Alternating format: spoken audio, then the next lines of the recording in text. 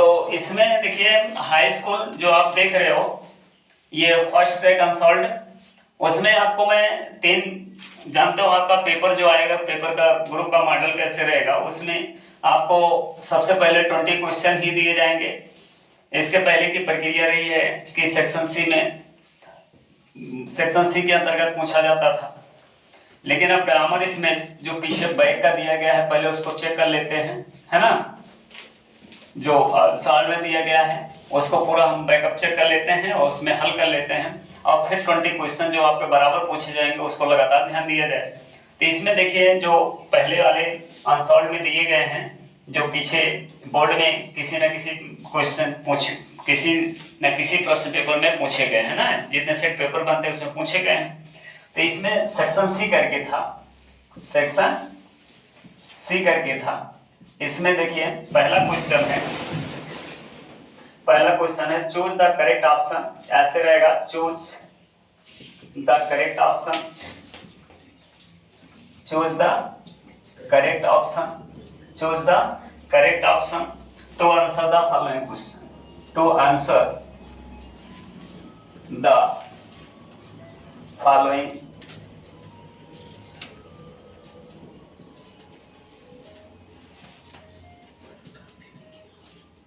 Question. तो इसमें जान रहे हो कि जितने ऑब्जेक्टिव होंगे सब ओनली 1 नंबर ही लाएंगे, है ना, केवल 1 नंबर के होंगे। तो जिसमें आपको सबसे पहले इसमें लिखा गया ए ऑप्शन, ए ऑप्शन आपके सामने है, a very beautiful, a very beautiful temple, a very beautiful temple is being built at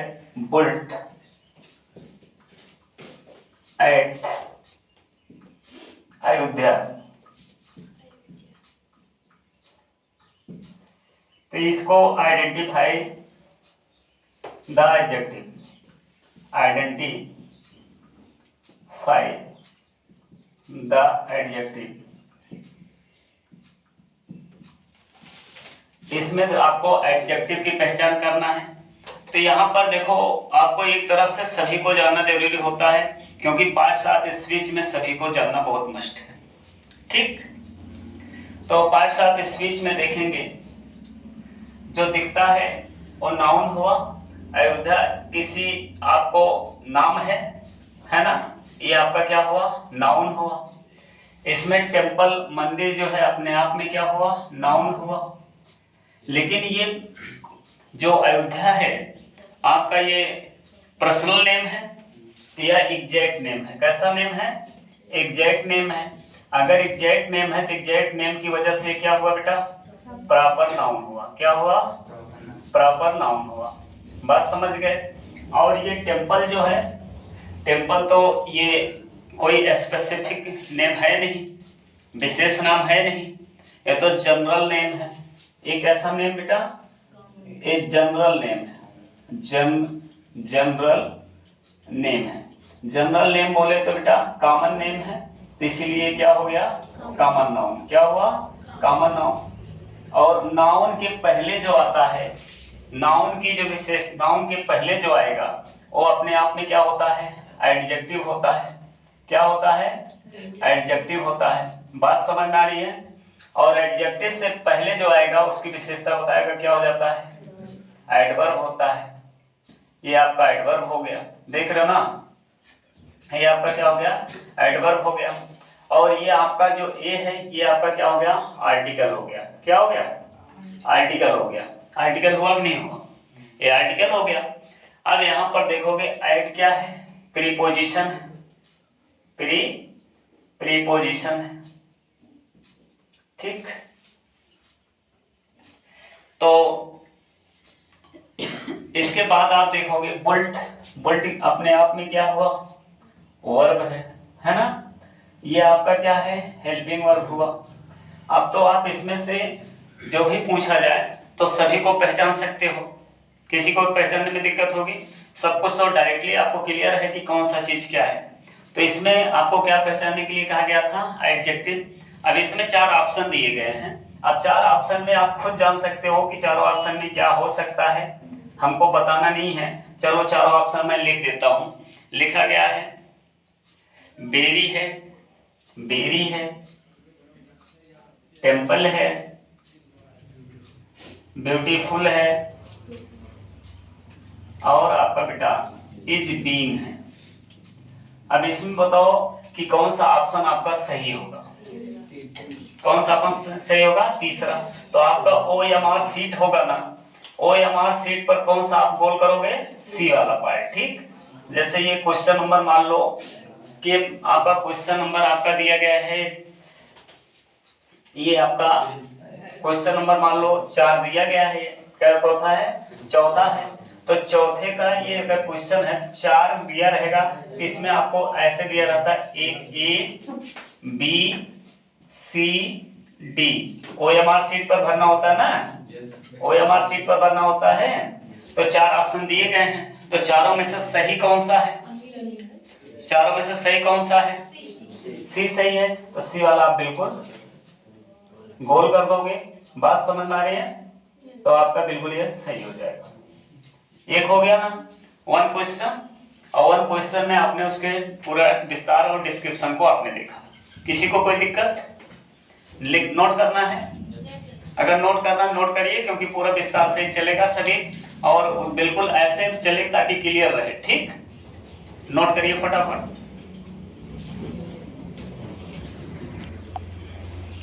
तो ये देखिए आपका बी वाला ऑप्शन, बी में क्या है?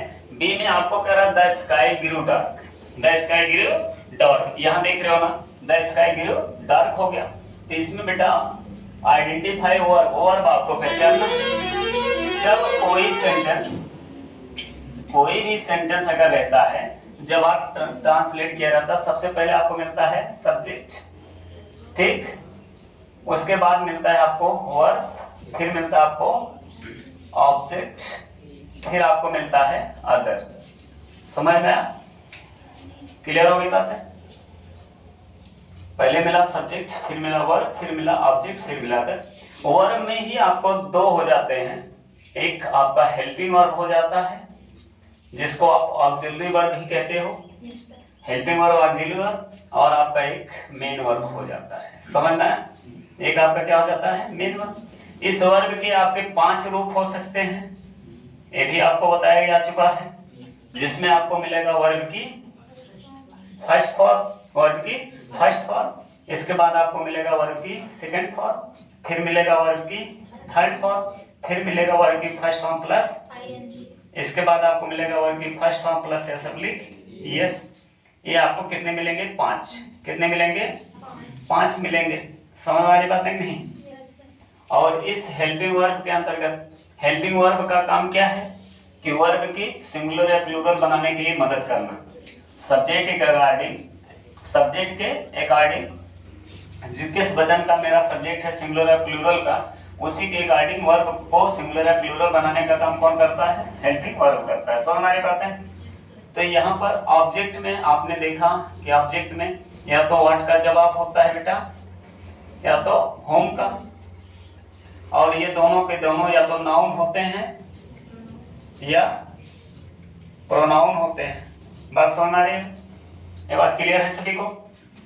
तो यहाँ पर अगर देखोगे तो द स्काई अपने आप में क्या हुआ बेटा? सब्जेक्ट। क्या हो गया? सब्जेक्ट हुआ। और सब्जेक्ट का जवाब हमेशा या तो बेटा हु से निकलता है, या तो हु से निकलता है, या तो व्हाट से। ये भी या तो नाउन होता है या तो प्रोनाउन होता है, या तो नाउन होता है या तो प्रोनाउन होता है। ये बात समझ में आ रही है ना? इसका मतलब द स्काई अपने आप में क्या हो गया? सब्जेक्ट। और ये अपने आप में उसके बाद आने वाला क्या हो गया? वर्ब। क्या हो गया? वर्ब। समझ आ रही बात? ये अपने आप में क्या हुआ? वर्ब हुआ।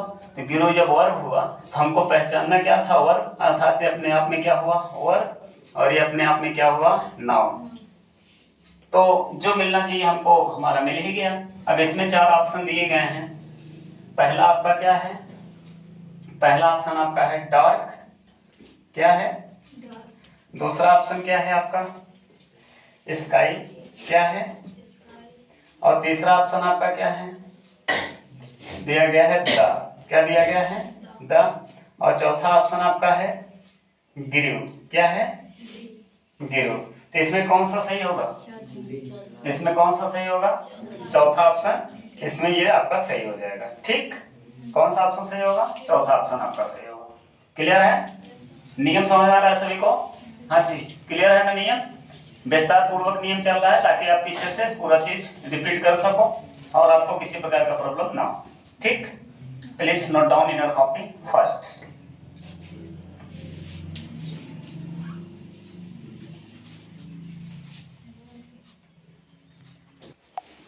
तो इसमें आपको क्वेश्चन आपका लिखा गया है कि mister Sharma ons this house, mister Sharma ons this house. तो यहाँ जब mister Sharma ons this house आप देख रहे हो तो यहाँ पर आपको करना क्या है, mister Sharma ons this house में, तो इसमें ओन्स शब्द जो लिखा गया है बेटा, ओन्स है ना, ओन में यस हटा दो, तो पहले इसको लाओ वर्ग की फर्स्ट फॉर्म में। किसमें लाओगे, वर्ग की फर्स्ट फॉर्म में। क्लियर है?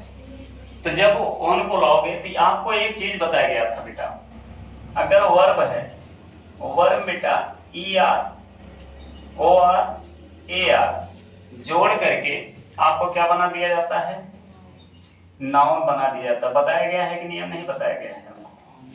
बताया गया बेटा, बताया गया है ना कि इसमें आपको A R E R O R जोड़ करके आपको क्या बना दिया जाता है, नाउन बना दिया जाता है।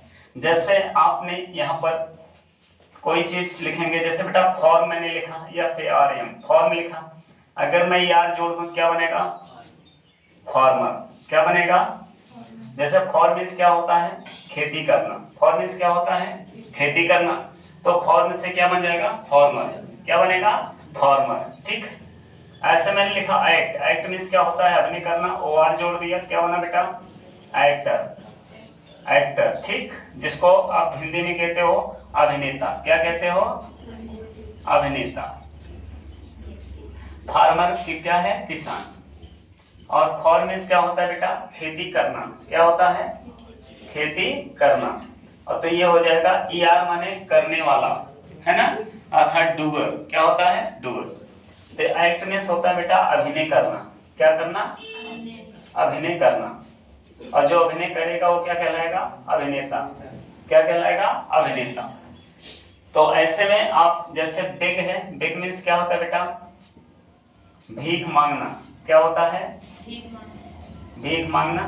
तो इसमें ए आर जोड़ दोगे क्या हो जाएगा, बेगर, क्या हो जाएगा, बेगर। ठीक, तो ये हो जाएगा, क्या हो जाएगा, भीख मांगने वाला अर्थात भिक्षु, क्या हो जाएगा, भिक्षु।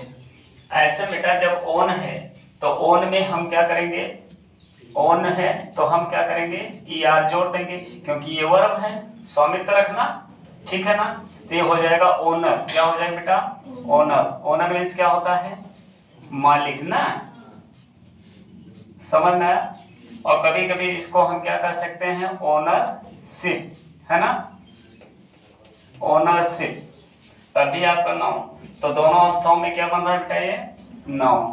तो आपको क्या बनाना था, नाउन बनाना था। हो गया कि नहीं हुआ, बताओ, हो गया ना। तो प्लीज नोट डाउन, कृपया नोट डाउन करो इसको। तब जब हो गया तो नोट डाउन करो। फिर अगला क्वेश्चन, हो गया, नोट डाउन कर लिए सभी। तो यहां देखेंगे अब, देखो तो इसमें मेड है और लेदर है। तो यहाँ पर ध्यान दीजिए, फ्रॉम का प्रयोग कहाँ करते हैं, इसको पहले ध्यान दो, एक एक थ्योरी। फ्रॉम का प्रयोग पहला होता है जब हम किसी स्थान से अलग होते हैं, जब किसी स्थान से, जब किसी स्थान से अलग होते हैं, उसके लिए करते हैं, अलग होते हैं, उसके लिए पहला प्रयोग आपका हो जाएगा। ठीक, तो ये अर्थात ये जो आपका है ये स्थान सूचक में आ सकता है, स्थान सूचक, स्थान सूचक है ना, ये आपका है अर्थात स्थान को दर्शाएगा। लेकिन एक चीज और जान लीजिए, फ्रॉम का प्रयोग उत्पत्ति में भी आप करते हो, उत्पत्ति में, है ना। जैसे कोई चीज जिसमें से उत्पत्ति हुआ, है ना। जैसे अभी कोई शब्द आप लेते हो, कहते हो, जैसे बोले टेम्पस, बोले टेम्पस, टेम्पस जो है कहाँ से आया? टेम्पस जो है ओरिजिन, देखिए टेंस कहाँ, पहले हम लेते हैं टेंस, बोलेंगे टेंस कहाँ से आया? बोले tense originated from Latin word tempus, है ना। क्योंकि ओरिजिन कहाँ से हुई है? टेंस की ओरिजिन कहाँ से हुई है? टेम्पस से, है ना। तो इससे पहले क्या लगाओगे आप? फ्रॉम का प्रयोग करोगे। क्लियर है? एक चीज और जान लीजिए, फ्रॉम का प्रयोग वहां भी आप करते हो जैसे कोई चीज किससे बनी है अपनी स्थिति में नहीं लौट सकती है। जैसे यहां पर आप देखोगे दही दूध से बनी है, दही दूध से बनी है, तो इसमें क्या लिखोगे? Curd is made from milk. यहां देखो, जब इसको आप देख रहे हो curd is made from milk, तो अब दही दूध से बनी है तो दही को फिर दूध बना सकते हो? संभव नहीं है, अर्थात उसे अपनी स्थिति में वापस नहीं लाया जा सकता। तो आप क्या लगा का प्रयोग करते हो? क्लियर है? अगला चीज देखिए, एक बात समझ में आ गई, इसका मतलब ये तो समझ में आ गया फ्रॉम का प्रयोग कहाँ होता है। इसके बाद ये बात क्लियर है सभी को? नोट डाउन कर लिए हो? ये वाला नियम नोट डाउन करो, फिर बाय का नियम बताते हैं कि बाय कहाँ होता है।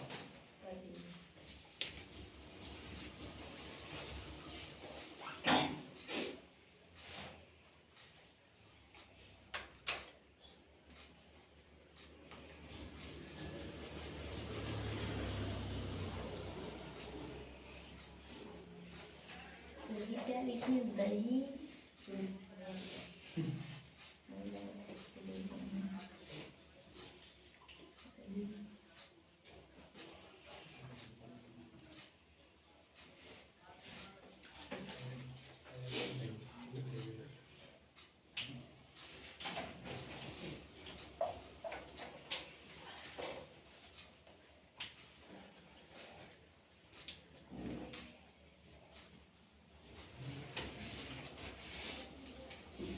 हो गया?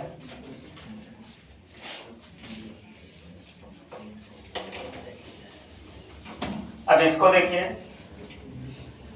दूसरा आपके सामने ऑप्शन है बाई। दूसरा ऑप्शन आपके सामने क्या है? बाई ऑप्शन है। बाई का प्रयोग आप पहले कहाँ करते हो? ये करते हो पास के अर्थ में। कहाँ करते हो? पास के अर्थ में।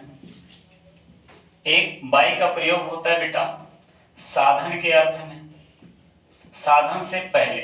कहाँ करते हो? साधन से पहले करते हो। और अगला बाई जो है इसे बोलते हो एजेंट, एजेंट, है ना, या आप बोलते हो डूअर के अर्थ में। तीन प्रयोग इसका आप देख रहे हो। तो जैसे तो यहां साधन से पहले बाई का प्रयोग पास के अर्थ में, जैसे योर काऊ, आपकी गाय, इसमें मैंने लिखा your cow, your cow is grazing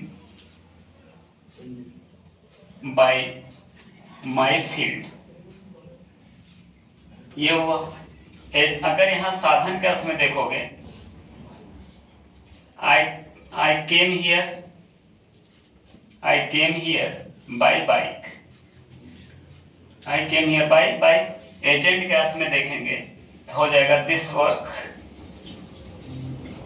was done by Ram, this work is done by Ram. एक काम किसके द्वारा किया गया? राम के द्वारा किया गया।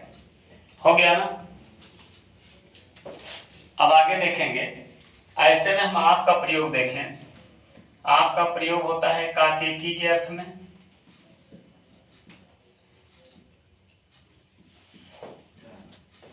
और आपका प्रयोग होता है मैसे के अर्थ में,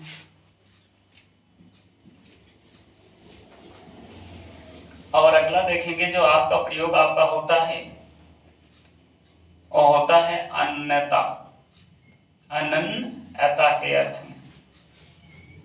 इसका मतलब ये हुआ कि कौन सी चीज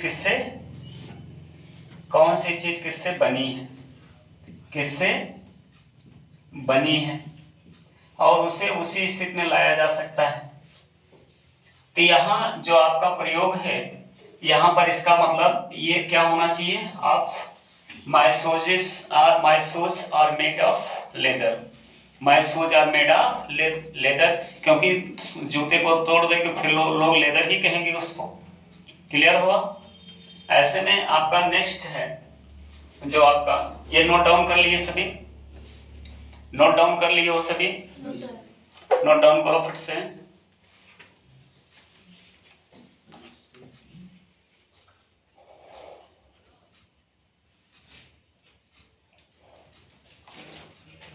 कुछ क्लियर हुआ? कुछ क्लियर हुआ? तो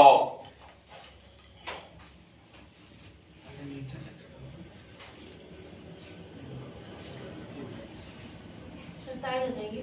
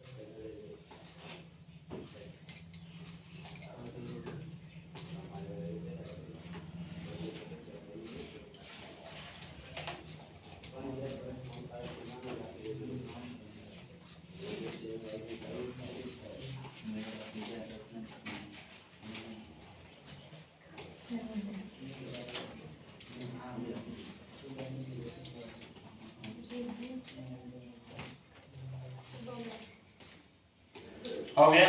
yes sir.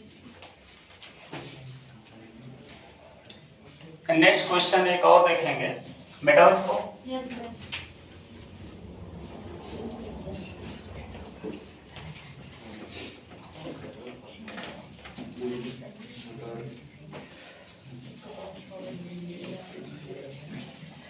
It is raining heavily दिया गया है, इट इज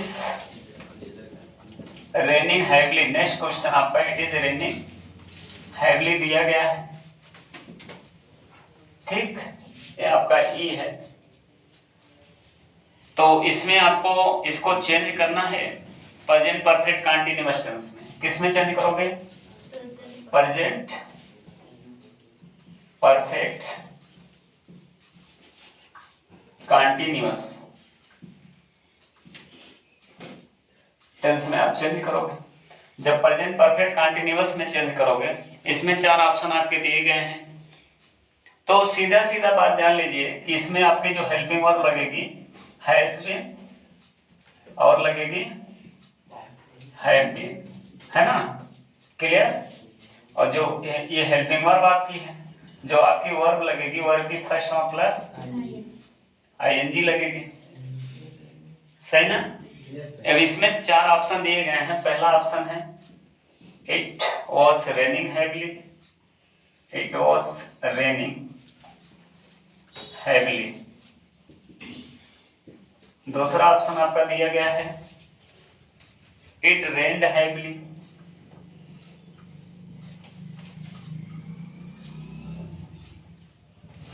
तीसरा ऑप्शन आपका दिया गया है it has been raining heavily,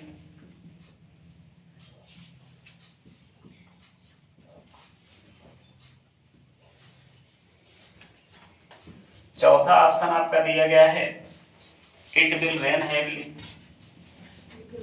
it will rain.